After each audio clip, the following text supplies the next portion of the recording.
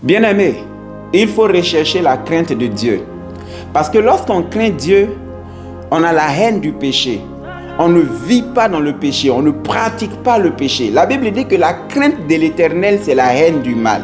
Et quand on a la crainte de Dieu, on s'éloigne des choses qui blessent le cœur de Dieu. Une personne qui a la crainte de Dieu, il vit dans la sanctification. Il ne vit pas dans le mensonge. Parce que la crainte de Dieu nous amène à l'obéissance à sa parole.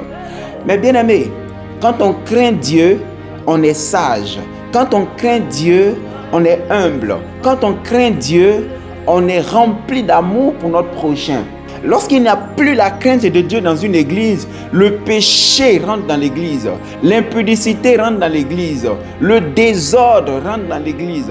Quand on n'a pas la crainte de Dieu, on se cache devant les hommes et on pêche dans le secret. C'est pourquoi il faut rechercher une église là où il y a la crainte de Dieu. Parce que là où il y a la crainte de Dieu, il y a la sainteté, il y a la vie de Dieu. Le Saint-Esprit se manifeste là où il y a la crainte de Dieu.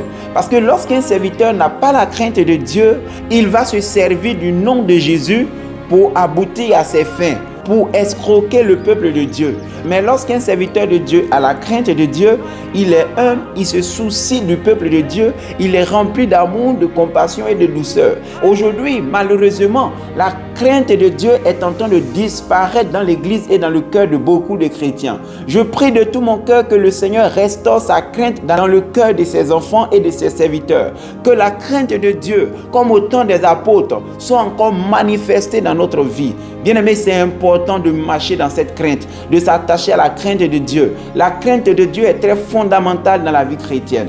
Que le Seigneur, pendant que tu écoutes ce message, sème sa crainte profondément dans ton cœur afin que tu puisses marcher selon sa volonté au nom puissant de Jésus-Christ. Amen.